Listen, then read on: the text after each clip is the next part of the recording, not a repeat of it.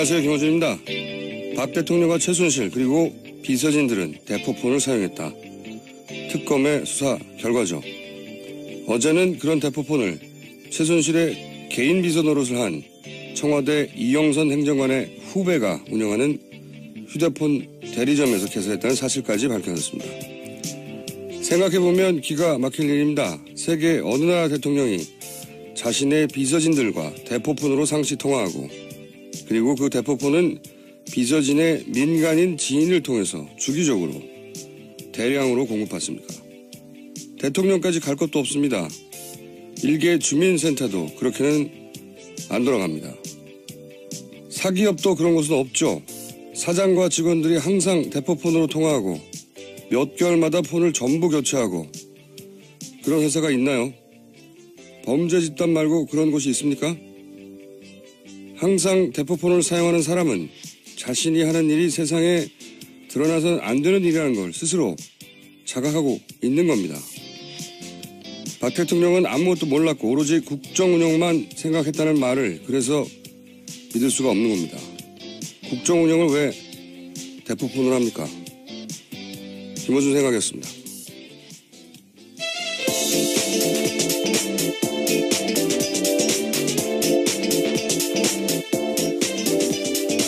시사인의 김은지입니다. 네. 이 대포폰 이야기가 처음 나왔을 때만 해도 청와대에서는 말도 안 되는 얘기라고 했죠. 예, 펄쩍 뛰었습니다. 말도 안 되는 얘기라고 거의 뭐 코웃음을 치는 정도 반응을 했는데 요즘은 반응이 없어요. 네, 할 수가 없죠. 요즘은 반응이 없는 것이 너무 구체적이고 게다가 번호가 나와버렸어요. 번호가. 예. 네. 어제 관련 뉴스가 많이 나왔죠? 네, TV조선이 번호를 특정해서 보도했습니다. 끝자리가 4021인데요. 이 번호가 대통령 차명폰으로 추정되는 거랍니다. 그래서 이 번호를 특검이 시간대별로 기지국 분석을 했었는데요. 대통령 순방 동선 등과 일치한다라고 합니다. 발신지는 평상시 대부분 청와대 경내로 찍혔는데요. 대통령의 일정이 있어서 움직이면 그에 따라 동선이 바뀌었다라는 겁니다. 네. 이게 이제 대통령으로 특정할 수 있는 이유가 우선 이 끝번호를 장시호 씨가 네. 특정해 주었고 그리고 청와대 경내에서 자는 사람이 많이 없어요. 그렇죠? 예, 계속 있을 수도 없죠, 사실. 네. 그 번호가. 그리고 이제 경내에 있는 사람이 있을 수 있다 치더라도 거기서 숙식을 하는 사람의 폰으로 특정하려고 해도 해외 순방을 가는데도 따라간단 말이죠. 네. 번호도 맞고 위치도 맞고 그리고 해외 순방이라는 특수한 일정도 맞고 뭐 다 맞는 거죠. 네. 그리고 그렇게 해서 비교를 해봤더니 하루에 평균 3통화 정도. 네, 그렇죠. 6개월 동안 570여 차례입니다. 네. 최순실 씨와만 따져서 하루에 평균 3통화를 했고 그리고 도피 행각을 벌일 때도 계속 통화를 했고. 네, 독일에서요. 그리고 보면 해외 로밍도 있다고 해요. 네, 그 폰을 들고 다니는 거죠. 계속해서. 여기서 중요한 것은 요금을 누가 냈냐 이거라고 봅니다. 저는. 여기까지 따져봐야 된다고 보는데 네네. 요금이 꽤 나왔을 거 아니겠습니까? 예, 그렇죠. 명의는 우선 윤전추 행장관으로 되어 있습니다. 명의는 윤전추 행정관인데 또 그 폰을 한 번만 그러니까 그 폰 한 번을 사용한 게 아니라 주기적으로 한 번에 만들었다가 대량으로 한 번에 폐기하고 네네. 이런 식으로 하나를 한 것도 아닌 거죠. 이거는 정말 이게 상상이 안 가는 일이에요. 네. 국정 운영을 왜 대포폰으로 하는 것인지. 청와대가 그리고 그 행정관의 친구, 네, 군대 후배라고 하죠. 네. 청와대 행정관의 지인을 통해 가지고 폰을 이렇게 대량으로 주기적으로 6개월 동안 것만 밝혀졌을 뿐인 거죠. 네, 이영선 행정관 군대 후임의 대리점에서 네. 다량으로 만들었다고 합니다. 주기적으로 한 번에 만들고 한 번에 폐기했다고 하니까요. 요금을 누가 냈냐 이거 밝혀줘야 된다고. 요금을 누가 냈냐. 이것도 뇌물 아닌가요? 만약에 최순실 씨 쪽에서 내줬다면요. 네. 뇌물죄가 되죠. 대납이니까요. 현금으로 했다니까 요금이 어떻게 정산이 됐는지 현금으로 냈을까 어떻게 했을까요? 궁금하네. 보통은 우리 계좌에 연결하거나 카드로 하거나 하잖아요. 통신요금은 귀찮아서 통상 그렇게 하죠. 근데 이 경우는 그렇게 하지 않았을 것 같아요. 6개월밖에 하지 않으니까 그럴 수 있겠네요. 어떻게 했을까요? 이것까지 밝혀내면 더 재밌는 뉴스가 될 것 같은데. 일단 번호까지 나왔습니다. 자, 다음 뉴스는요? 네, 관련해서 최순실 씨가요. 대포폰을 애용했지만 독일 도피 중에는 또 보이스톡을 사용했다라고 합니다. 언론과 당국의 수배를 피하기 위해서라는 식의 경향신문 보도입니다. 제가 알기로는 이게 보이스톡이 기술적으로 보완이 안 돼요. 네. IT 전문가는 주변에 없었나 봐요. 네. 약간 이 통화를 잡히지 않기 위해서 무지 노력을 했다는 거죠. 네. 무지 노력을 했고 차면포는 그 중에 일부인 것이고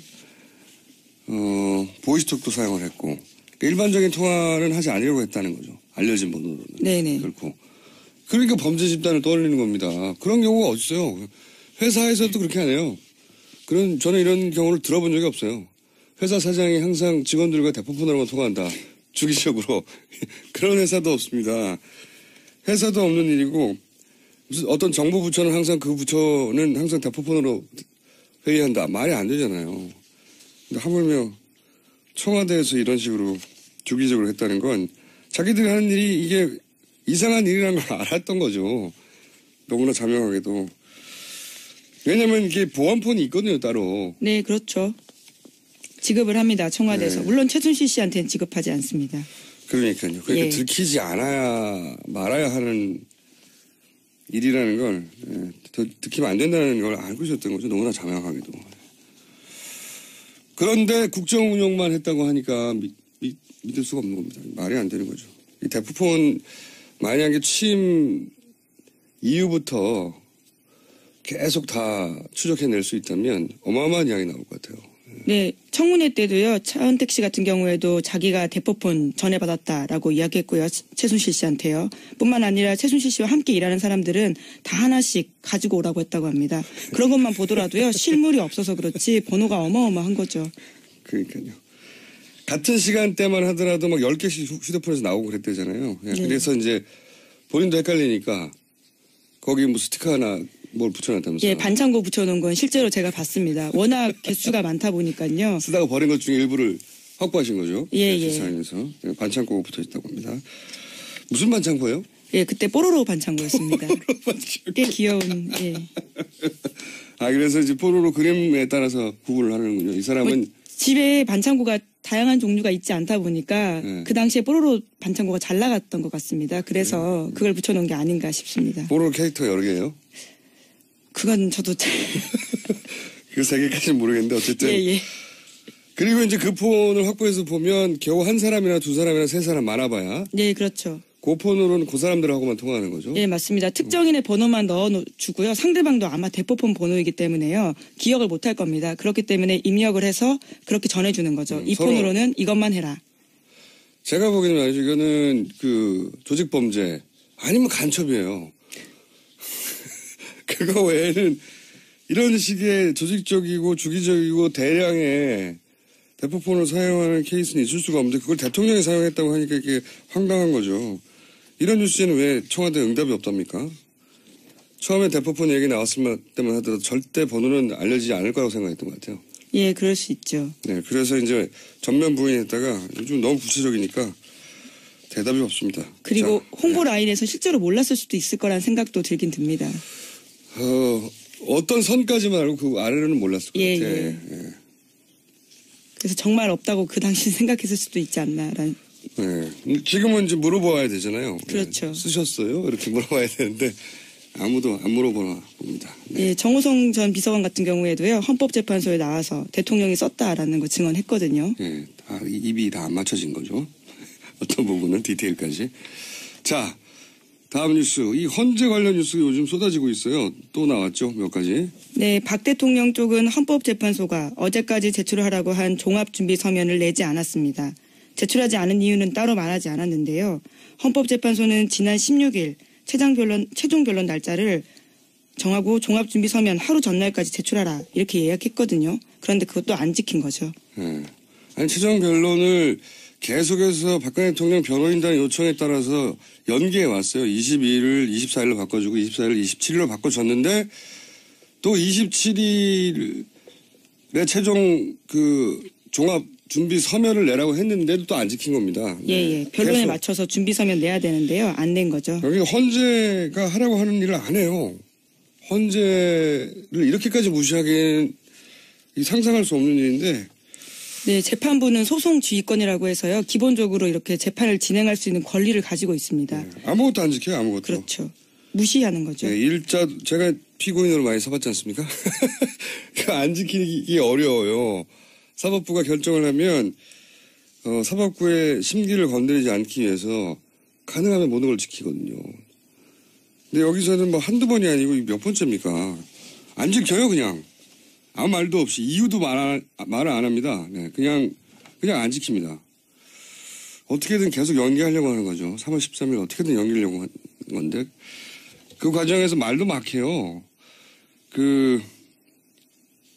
이게 박근혜 대통령의 변호인 측에서 나온 이야기로 알고 있는데, 만약에 탄핵이 되면 이게 서울이 피로 덮일 것이다. 예, 피와 눈물로 덮인다. 뭐 이런 이야기를 했죠. 이건 정말 상상하기 어려운 발언입니다.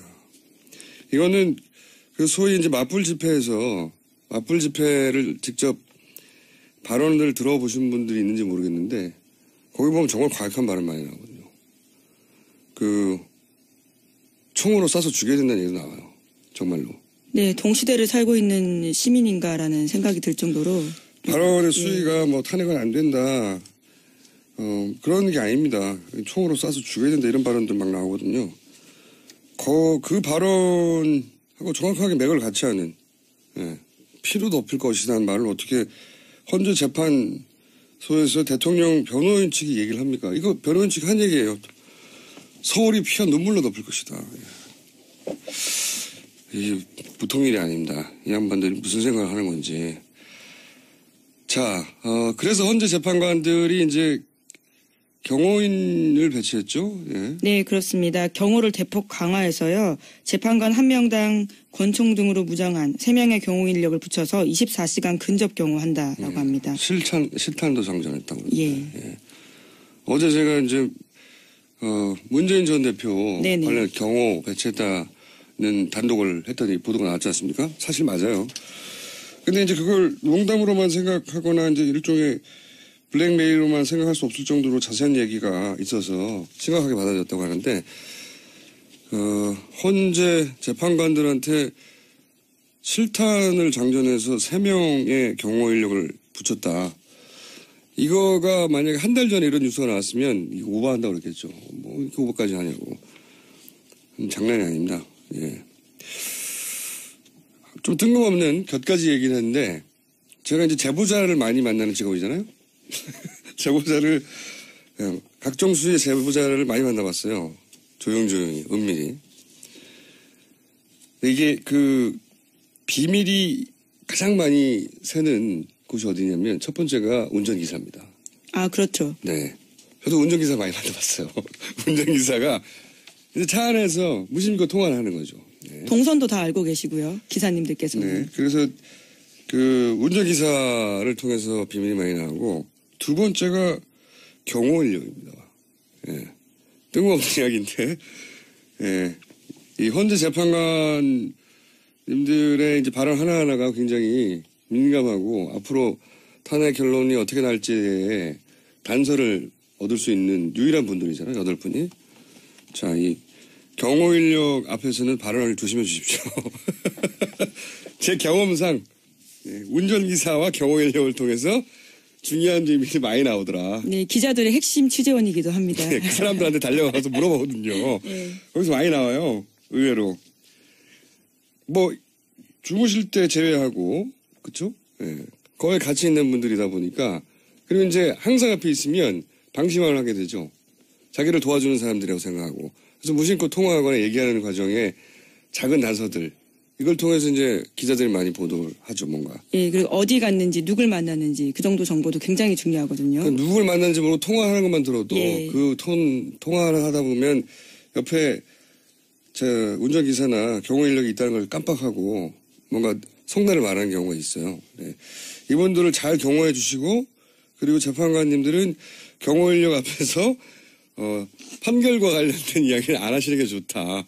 뭐가 나온다 이거. 네. 제 경험상 드리는 말씀입니다. 네. 자, 헌재 관련 뉴스 또 있습니까? 네, 어제 김평우 변호사 막말 많이 전해드렸는데요. 이와 관련해서 대한변호사협회가 신임 변협 회장이 나오는데요. 김현 변호사가 다음 주에 김평우 변호사에 대해서 징계위원회에 회부할지 논의하겠다 이렇게 밝혔습니다. 이거 우리나라 사법 역사에 아마 길이 남을 겁니다. 예. 헌재, 그러니까 일반 재판 정도 아니고 대통령 탄핵을 다루는 헌재 법정에서 이렇게까지 막말을 한다는 건, 그리고 헌재 재판관들을 향해서 이렇게까지 막 공격적으로. 네, 수석 대변인이라고 이야기했죠.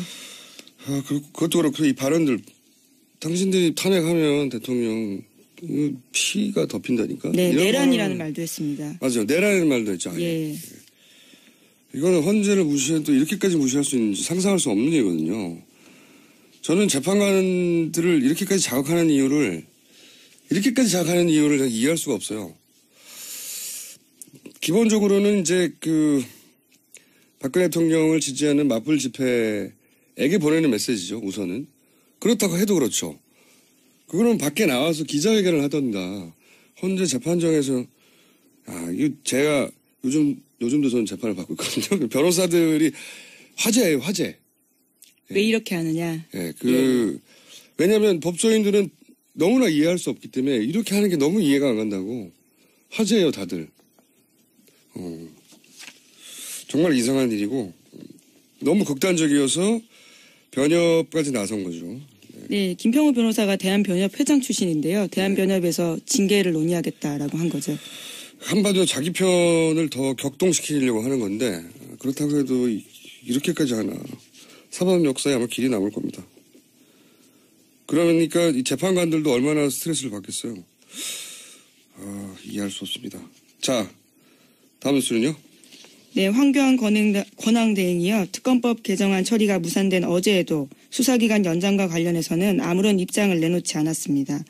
추가로 내놓을 입장이 없다라고 밝혔는데요. 여전히 면밀히 검토 중이다라고만 합니다. 면밀 검토를 한 달 내내 합니까? 어차피 안 할 거면서. 다음 뉴스는요? 네, 경향신문이 아침에 보도한 바인데요. 특검이 최순실 씨가 숨겨놓은 재산 100억 원대를 찾았다라는 겁니다. 재산은 애초에 수천억 원대로 알려져 있었는데요. 관련 규정 미비로 찾는 게 쉽진 않았다라고 합니다. 최태민 재산 같은 경우에는 공소시효가 지났기 때문에 관련 기관에 관련해서 협조가 쉽지 않았고요. 또 영장도 잘 발부되지 않았다라고 합니다. 이게 이제 영장 없이 기존의 자료를 잘 살펴보는 것으로 찾은 게 100억대라는 겁니다. 예, 지금 특검이 막 영장도 발부하고 숨겨진 재산을 적극적으로 찾을 수 있는 그런 수단이 별로 없었어요. 예, 그래서 기존 자료를 잘 살피고 하는 것으로 그것만으로 추가 100억대를 찾아낸 거라는 거죠. 예, 큰 덩어리는 해외에 있다고 다들 추정을 하고 있고 국내에 있는 것은 제가 보기엔 현물들이 아닐까. 최태민 씨의 아들 최재석 씨요? 네, 최재석 씨를 통해서 얘기됐던 게 이제 특히 이제 인상에 남는 금괴 얘기 있지 않습니까? 금괴가 어마어마한 두께로 있었다. 금괴에는 다 일련 번호가 있거든요. 그래서 이제 이런 얘기가 나오면 꼭 비자금 금괴 얘기가 나와요. 현금화 할 수가 있으니까. 근데 금괴는 처리할 때 제가 알기로는 중간에 이제 브로커들이 금괴를 삽니다. 사가지고 녹여요. 녹이는데 왜냐면 일련 번호면 추적이 되잖아요. 금괴를 녹이는데 녹이면 가격이 확 떨어져요. 확 떨어지지만 수수료를 중간에 받고 거래를 할 수 있을 만큼 만약에 이게 금괴가 1억짜리다. 그러면 한 7천만 원, 6천만 원에 사는 거죠. 그런 다음에 넘겨도 이익이 남을 만큼. 저는 금괴가 궁금합니다. 금괴는 번호가 있거든요. 번호를 보면 주인이나 혹은 연도를 알 수 있어요. 금괴가 어디 있을 것 같은데 어디 있는지 모르겠어요. 이게 무거워가지고 함부로 옮길 수도 없는 것이고 해외를 빼내기도 어렵거든요. 금괴는. 어딘가에서 금괴가 나올 텐데 거기까지 아직 못 가고 그냥 자료를 잘 찾아봤더니 100억대가 있더라. 예, 추가로요. 네, 네. 추가로 관련된 뉴스가 있나요? 네, 어제 노웅래 의원도 관련된 이야기를 국회 본회의에서 했었는데요. 박정희 정권의 스위스 비자금 의혹에 대해서 실체를 밝히고 불법 자금을 환수해야 된다라는 건데. 국회에서 드디어 이런 말도 나오는군요, 이제. 예. 이거가 본체죠, 본체. 예, 그런 의혹이죠. 의혹의 본체가 박정희 정권 당시의 비자금이 스위스에 있는 거 아니냐. 이런 얘기는 뭐 오래전부터 있었죠. 예. 네, 그 근거가요. 프레이저 보고서입니다. 유명한 보고서죠. 예. 예. 이게 이제 짧게 말씀드리면 박정희 정권 시절에 독재 정권에 대한 그 미 의회의 반감이 있었어요. 분위기가 안 좋았어요. 그래서 박동선 씨라고 로비스트를 통해 가지고 미국 의회에 현금을 막 풀죠. 네, 로비를 하죠. 네. 네. 100만 달러씩 막 풀어가지고 당시 박정희 정권이 미국 의회의 국회의원들에게 현금을 풀었다 하는 사건이 코리아 게이트. 네, 1976년에 있었습니다. 터집니다. 그러자 이제 미 하원에서 프레이저가 위원장이에요, 당시. 예. 위원장이 나서서 관련 조사를 합니다. 관련 조사를 했더니 그때 이런 내용이 나오죠. 박정희 정권이 해외 차관인가요? 예. 네, 해외 차관이나 투자 자금을 들어오면서. 네. ODA죠, ODA. 생각해보니까 이게 ODA입니다. ODA, 우리가 이제 받는 입장이었던 거죠. 그렇죠. 그때는 네. 수혜국이었습니다. 네. 그런 차관이 들어올 때 이제 커미션을 중간에 떼가지고 10에서 15% 정도요. 그렇게 조성한 자금을 당시 은행 이름도 나와요. 스위스 어디였죠? 유니언 뱅크입니다. 그런 등등. 예. 에다가 비밀 계좌를 개설해서 그때 당시 얼마를 이건 이제 미 의회가 조사해서 보고한 내용이에요. 예. 이거에 근거하여 비자금이 지금으로 따지면 수조가 될 정도의 비자금이 있다는 얘기는 오래전부터 있었죠. 네. 근데 이걸 한 번도 우리 정부가 혹은 우리 국회가 이걸 추정한 적은 없어요. 혹시 근데 처음으로 이런 얘기가 나왔네요. 자, 이거 관련해서 자서전을 쓴 분도 있었어요. 당시에 기자 김명자 씨인가? 문명자 기자. 문명자. 예. 네. 재미 언론인이었습니다. 네. 그분이 구체적으로 관련 취재를 한 것도 있었어요. 네. 이번은 돌아가셨는데 박근혜 대통령이 이걸 알았다라고 하는 자신의 취재기를 책으로 썼죠. 네, 어제 그 관련 내용도요. 노웅래 의원이 이야기했습니다. 뭐라고 했습니까? 11.6 이후에요. 박 대통령이 보안요원 5명과 함께 스위스를 방문해서 비밀계좌의 예금주 이름을 바꿨고 동행한 이들에게 사례비로 5만 달러씩 줬다라는 제보를 받았다라는 거죠. 저도 이 관련 취재를 해본 적이 있어요. 다음에 얘기하죠. 네. 취재를 해본 적이 있습니다. 네.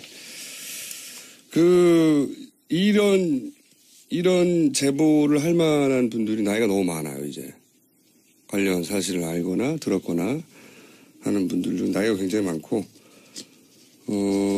여하간 이런 게 굉장히 구체적인 정황으로 있긴 있어요. 근데 이걸 어떻게 찾아내겠어요? 네, 그래서 어제 노웅래 의원도요, 국회에서 그런 이야기를 한 것 같습니다. 자유 발언으로요. 이게 과연 찾아질 수 있을지는 모르겠으나, 대단히 구체적인 정황으로 혹은 책으로 혹은 증언으로 자료가 나와 있긴 합니다. 실제 스위스은행이 이걸 인정할 리는 없을 테니까 찾을 방법은 저도 모르겠어요. 찾으러 노력해봤는데 굉장히 어려운 일이더라고요. 예. 자, 제목 정도 하나 둘 읽을 수 있을 것 같습니다. 네, 어제 MBN 보던데요. 최순실 씨가 삼성이 돈 안 주면 다 같이 죽는다 이런 이야기를 했다고 합니다. 지난해 9월에요. 돈을 안 주면 다 같이 죽는다는 얘기는 이게 이제 비밀이 지켜질 수 없다 이런 얘기겠죠? 협박이네요. 네. 최순실 씨 답네요. 그리고 그러면서 했던 말 나온 거 없습니까? 최순실 씨가 한 말요? 그러면서 또 박원호 전 승마협회 전무한테 이런 이야기도 했다는데요. 자신이 삼성합병 도와줬는데 은혜도 모른다라고 화를 내면서 삼성이 대통령한테 말 사준다고 했지 언제 빌려준다고 했냐라고 또 따졌다라고 합니다. 그 저희가 며칠째 얘기했던 그게 말 세탁이 아니고 말 소유권 이전을 주장하는 최순실 씨의 그 끝을 알 수 없는 욕심. 결코 포기하지 않는 한계가 없는 욕심. 그 욕심 때문에 이 모든 게 드러나기 시작했어요. 적당히 했으면 우리 모른 채 지나갔을 겁니다. 아마 다들. 끝을 알 수 없는 욕심. 이건 이제 최순실 씨에 대한 삼성의 특검 조사 과정에서 나온 얘기인 거죠? 네, 삼성 쪽이 진술한 바입니다. 삼성이 이제 협박을 당했다는 얘기를 하느라고. 예, 강요에 대한 취지인 것 같습니다. 네. 자기들이 피해자라는 말을 하면서 이런 얘기를 한 거죠. 최순실 씨가 협박도 했고, 이거 봐라, 우리가 당해서 돈을 뺏긴 거다 하는 과정에서 이런 말들, 말 내놓으라는 말들, 누가 사달라고 했지 빌려준다고 했냐, 이런 말들. 끝을 알 수 없는 욕심. 한편으로는 고마워요. 그 욕심에 한계가 없는 욕심 때문에 저희가 이 전문은 아니어도, 전문은 언제 밝혀질지 모르겠습니다. 특검도 끝나가는데 그 일단을 알게 된 거죠. 예, 그 일단을 알고 났더니 정말 어마어마한 겁니다. 일단 말하는데. 자, 오늘 여기까지 하겠습니다. 시사인의 예, 김은지였습니다. 감사합니다. 시사인의 김은지입니다. 예. 이 대포폰 이야기가 처음 나왔을 때만 해도 청와대에서는 말도 안 되는 얘기라고 했죠. 예, 펄쩍 뛰었습니다. 말도 안 되는 얘기라고 거의 뭐 코웃음을 치는 정도 반응을 했는데 요즘은 반응이 없어요. 네, 할 수가 없죠. 요즘은 반응이 없는 것이 너무 구체적이고 게다가 번호가 나와버렸어요. 번호가. 예. 네. 어제 관련 뉴스가 많이 나왔죠? 네, TV조선이 번호를 특정해서 보도했습니다. 끝자리가 4021인데요. 이 번호가 대통령 차명폰으로 추정되는 거랍니다. 그래서 이 번호를 특검이 시간대별로 기지국 분석을 했었는데요. 대통령 순방 동선 등과 일치한다라고 합니다. 발신지는 평상시 대부분 청와대 경내로 찍혔는데요. 대통령이 일정이 있어서 움직이면 그에 따라 동선이 바뀌었다라는 겁니다. 네. 이게 이제 대통령으로 특정할 수 있는 이유가 우선 이 끝번호를 장시호 씨가 네. 특정해 주었고 그리고 청와대 경내에서 자는 사람이 많이 없어요. 그렇죠? 예, 계속 있을 수도 없죠, 사실. 네. 그 번호가. 그리고 이제 경내에 있는 사람이 있을 수 있다 치더라도 거기서 숙식을 하는 사람의 폰으로 특정하려고 해도 해외 순방을 가는데도 따라간단 말이죠. 네. 번호도 맞고 위치도 맞고 그리고 해외 순방이라는 안녕하세요. 김호준입니다. 박 대통령과 최순실 그리고 비서진들은 대포폰을 사용했다. 특검의 수사 결과죠. 어제는 그런 대포폰을 최순실의 개인 비서 노릇을 한 청와대 이영선 행정관의 후배가 운영하는 휴대폰 대리점에서 개설했다는 사실까지 밝혀졌습니다. 생각해보면 기가 막힐 일입니다. 세계 어느 나라 대통령이 자신의 비서진들과 대포폰으로 상시 통화하고 그리고 그 대포폰은 비서진의 민간인 지인을 통해서 주기적으로 대량으로 공급받습니까? 대통령까지 갈 것도 없습니다. 일개 주민센터도 그렇게는 안 돌아갑니다. 사기업도 그런 곳은 없죠. 사장과 직원들이 항상 대포폰으로 통화하고 몇 개월마다 폰을 전부 교체하고 그런 회사가 있나요? 범죄 집단 말고 그런 곳이 있습니까? 항상 대포폰을 사용하는 사람은 자신이 하는 일이 세상에 드러나서는 안 되는 일이라는 걸 스스로 자각하고 있는 겁니다. 박 대통령은 아무것도 몰랐고 오로지 국정 운영만 생각했다는 말을 그래서 믿을 수가 없는 겁니다. 국정 운영을 왜 대포폰으로 합니까? 김호준 생각이었습니다.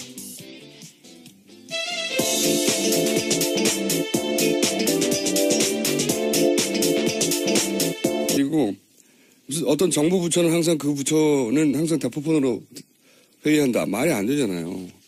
근데 하물며 청와대에서 이런 식으로 주기적으로 했다는 건 자기들이 하는 일이 이게 이상한 일이라는 걸 알았던 거죠.